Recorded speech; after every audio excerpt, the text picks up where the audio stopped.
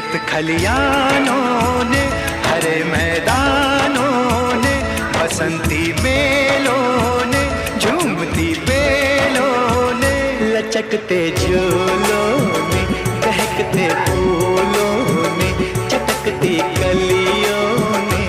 और पूछा है गाँव की गलियों ने कि घर कब आओगे, कि घर कब आओगे, लिखो कब आओगे, कि तुम बिन गाँव सूना सूना है। संदेशे आते हैं, हमें तड़पाते हैं, वो चिट्ठी आती है, पूछे जाती है कि घर कब आओगे, कि घर कब आओगे, लिखो कब आओगे, कि तुम बिन ये घर सो।